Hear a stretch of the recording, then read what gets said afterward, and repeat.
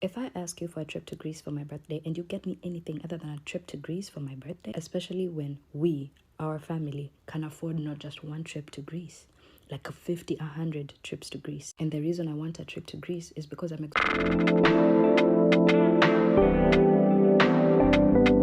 exhausted because I work so hard for the family. I literally bring in millions. And because I don't even have access to my accounts, my husband has access to my accounts. I ask the guy for a trip to Greece for my birthday, and he gets me an apron instead, and not just any regular apron, an apron that can hold eggs to further cement my role of servitude in the family.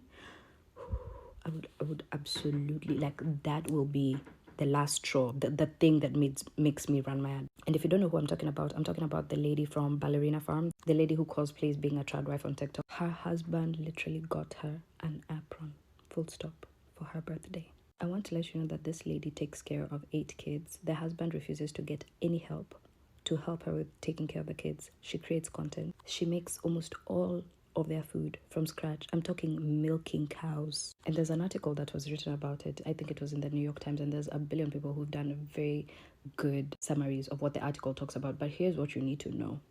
This girl was 17 when she got married to this guy. She wanted to date him for a year, and he was just like, that's not gonna work. They got married within a month. 2-3 months into the marriage, she was already pregnant with their first child. She now has 8 children. Her dream was to be a ballerina. That's why it's called Ballerina Farm. This guy literally saw an exotic bird, like if you know that quote from Trevor Noah, and literally wanted to cage it. She was in Juilliard. Do you understand? You don't buy your way into Juilliard. You have to be insanely talented to get into Juilliard. He took her from Juilliard, married her, put her in a farm, and put her to work. Might I also add that for all these 8 kids that she has, she was not allowed to take an epidural other than for one, because her husband was around for all the other births.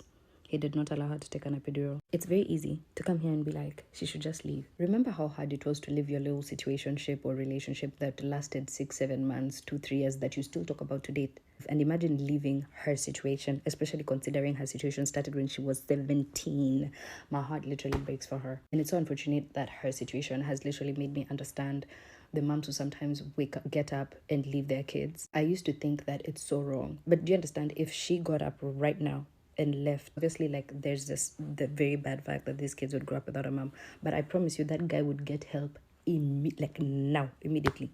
Because he gets help when they have date night. He gets help because it's serving his needs. He wants a little date with his wife, so he's going to get help.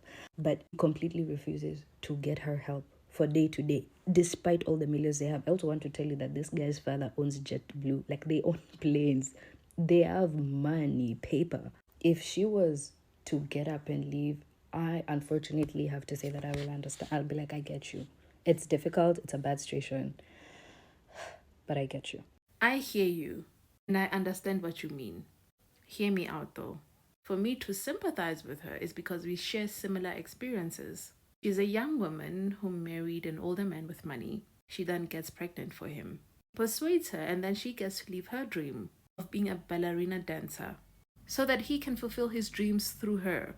So, this is where she enters his world, living by a set of his own rules. And that's exactly what happened to me. I was a young girl in love with an older man with money.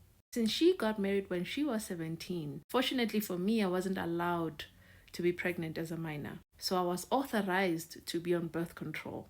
What I wear was authorized. I wasn't allowed to have many friends. Did not necessarily want me to go to school after matric. Luckily, my mom was like fighting for me to go to school. I was in love then. I thought that people, this is what they do. I was isolated most of the time. I didn't have friends. By 19, I was expected to get off birth control and start working towards having a baby. He didn't ask me, he was telling me that we have to try for a baby. Even when I went to school, I had a car, so I would drive to school. That car had a tracker. Leaving is the hardest thing. I hear people say you must leave. Leaving is the hardest thing that you can do dealing with such people. I remember I opened a case of protection order against him. It disappeared. I knew that it might happen because of the connection that he has. And he's going to deal with this situation as he please, as his wife, since I like attention and I'm crazy in the head. I planned to leave him and then I succeeded. Then he was determined to make my life a living hell. This is why I date foreign men. Those that know. It's much easier for them to leave the country than for them to be in this country because he gets to be obsessive and very controlling when it comes to me.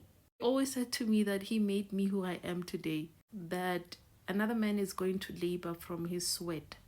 And because we don't have a child, I guess this is where this behavior comes from. I don't know. I could be wrong. We as people are united by similar experiences. However, we are divided by race. This is the only time I'm going to speak about this situation concerning her. All the judgment she feels from other people, I had to deal with the same judgment. Where people from the outside, because they get to see the certain life you live, they don't expect you to be in pain, or they expect you to endure that pain. Because how many women wants that lifestyle that you are in? And you value freedom. I value my freedom now. I get to do what I want. I get to be where I want. The luxury of freedom that you wouldn't even take for granted if you were in that situation like we were. I guess she has to also work harder to find a solution because it's not easy. However, it can be done.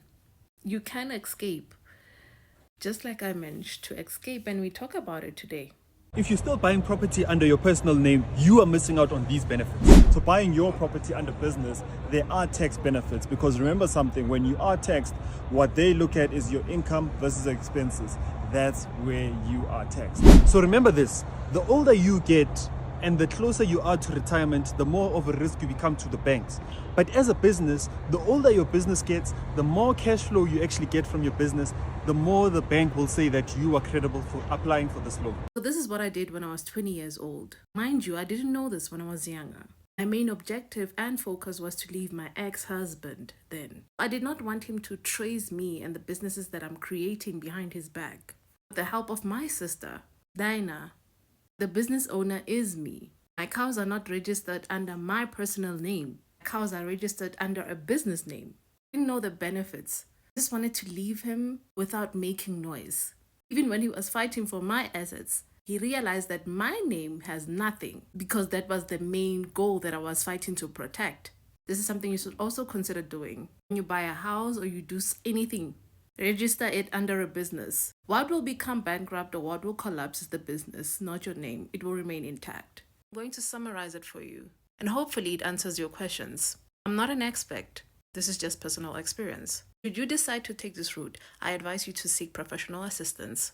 Now, the reason why in South African law we fall under the category of informal businesses as Black people, it is because we are not educated on what it means to have a business. When you started a company or a business, it's best for you to register it. So that it's recognized under South African law, you can utilize that registered company business to open a business account. Business account and your business are one thing. However, they are separated from you as an individual. A lot of Black people open businesses as individuals, and most of the time they're not registered. The protection comes from that registration, where the law separates you from your company. Register your land under your company name, property, and so forth. As it stands right now, as an individual, I have nothing, because all of my valued assets are under a corporation, which is registered under South African law. When my ex was checking me, he didn't know about these extra things. So he would check me as an individual. He realized that there's nothing for me as an individual because a lot of the things that he found out about were not inside my name per se, which is something I was seeking to protect. No more person would stop at this point. However, my ex, I needed extra layers of protection. He can become unethical, maybe because his ego won't accept defeat. Hence I said, listen to the end of the video now. Under different circumstances, a normal person will let this whole thing go. However, my ex has an ego problem. He does not normally accept defeat from a woman. Because I also knew about the loophole of the company, that he might find a way to redirect it back to me. And he did. Hence, he wanted a share from the cows. Since I sell milk from that production, he wants a cut of the money that I make from the sales of selling milk. Let's say, for example, I make 15K a month. He wants a cut from that. And other things as well that are not necessary to mention. That's why I also said I created extra layers of protection to make sure that that does not happen. And maybe while I still have the upper hand, I might move my things again. It's not like he's broke and he needs the money. He's doing it to punish me. So I had to speak his language for him to stop pursuing this. It's not in his own interest. So I had to put him on a leash. That's 2 years of my life in peace. He can carry on with slay queens and expensive vacations.